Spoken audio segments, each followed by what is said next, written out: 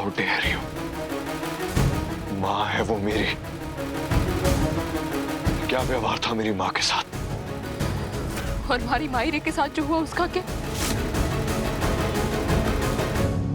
माँ तो माँ हो बहना, चाहे वो आपकी हो या हमारी।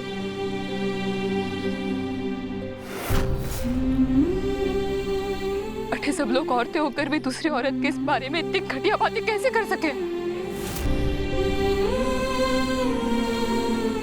रामासा, और ये सब तो बड़े घर की, बड़े शहर की पढ़ी लिखी औरतें हैं ना,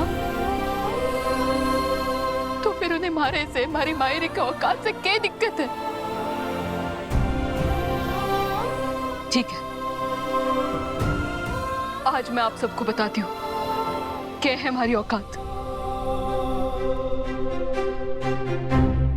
हमारी औकात इतनी ज्यादा है ना कि उसकी बराबरी करना भी मुश्किल है, क्योंकि हमारी औकात हमारी मायरी से बनती है, उसके आशीर्वाद से बनती है। ये पैसे, रुपए, जेवर, सबसे ना। और क्या इतना जरूरी है बाप का नाम? आप सब तो बड़ी बड़ी मॉडर्न बातें करती है ना, फिर भी इतनी घटिया, इतनी गिरी हुई सोच रखने में आप अव्वल हैं। करीना काकी साहब, आपके कंपनी का तो टीवी पे विज्ञापन आया था ना फादर्स डे पे, जब एक माँ अपने बेटे के लिए माता और पिता दोनों की जिम्मेदारी निभाती है, तब वही उसकी असली पिता भी हुई। भूल गई आप? आपके विचार भले ही कितने दोगले हों, लेकिन ये हमारा सच है। लेकिन ये हमारी मायरी, हमारी माँ भी है और बाप भी।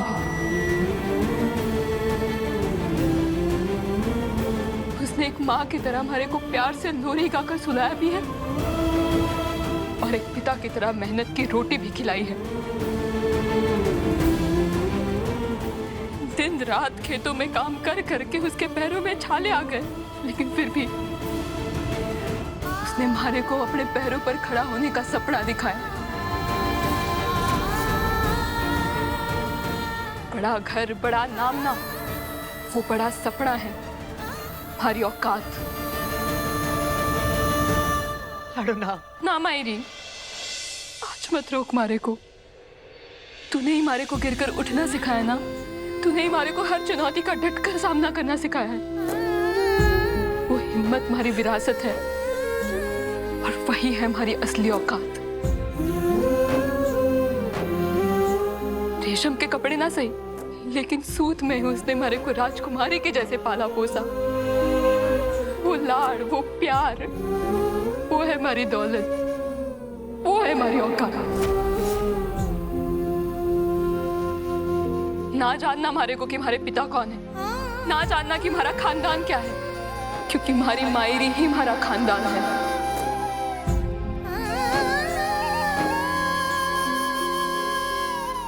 और वही हमारी पहचान है।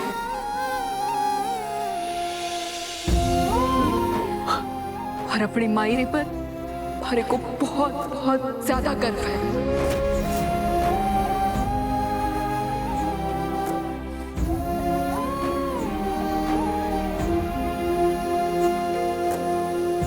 इससे पहले सरू अपने ढोंग से वेद को अपनी तरफ ले ले, मुझे बात अपने कंट्रोल में लेनी होगी। वेद, आज जो मुझे पता चला तुम यकीन नहीं करोगे।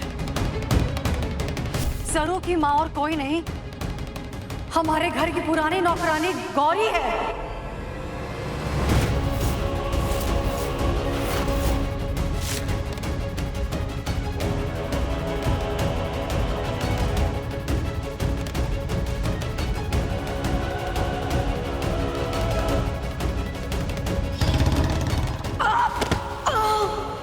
जी आप ठीक है ना? चलिए मैं आपको डॉक्टर के पास लेकर चलता हूँ, मुझे माफ कीजिए।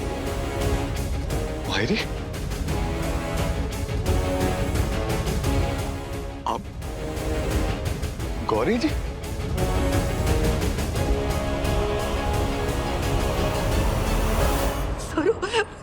मैं तो थारे को मुंबई ढूंढने के लिए आई थी और वेद हमारी जान बचाकर यहाँ लेकर आए और मैं इस घर में काम करने लगी।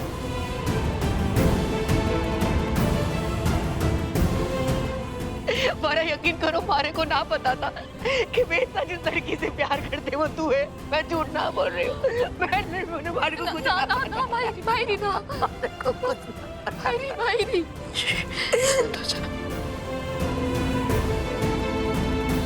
अगर खुद रामनाथ जी बाबा भी आकर मारे को कहे ना कि तू कोई छल कपट कर सके, तब भी मैं विश्वास ना रखूंगी। थारे को कोई सफाई देने की जरूरत है। और मासा, प्यार और शादी ना किसी के कहने पर होती है, ना किसी के कहने से टूटे हैं। मैं और वेद सा कोई दूध पीते बच्चे ना है कि किसी के भी बहकावे में आकर अपने जिंदगी का इतना बड़ा फैसला ले ले।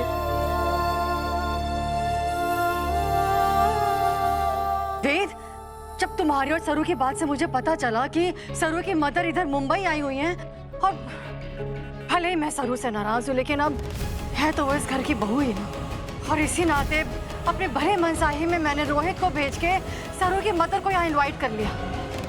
सोचा तुम्हें अच्छा लगेगा। और चांस की बात थी, आज मेरे क्लब की फ्रेंड्स भी यहाँ पर आई हुई थी, लेकिन जब मुझे पता चला कि सरू की मदर हमारे घर के नौकरानी गौरी है, मैं हैरान रह गई। और उस हैरानी में मुझे समझ ही नहीं आया, मैंने 2-4 सवाल पूछने लगे और उस चक्कर में मेरी ये सारी फ्रेंड्स भी सवाल जवाब करने लगी, क्योंकि इन लोगों ने तो गौरी को इस घर में काम करते हुए देखा है।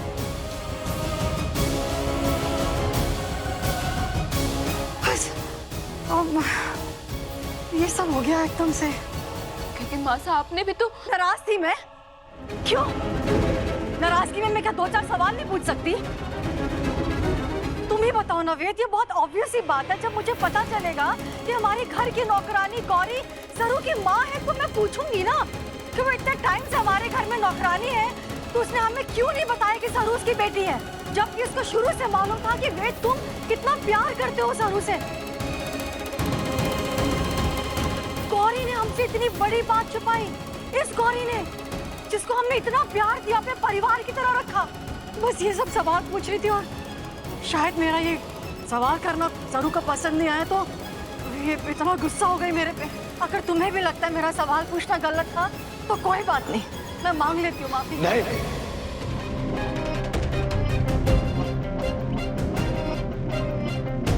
नहीं माँ,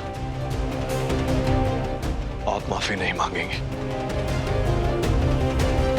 अगर यहाँ किसी को माफी मांगने की जरूरत है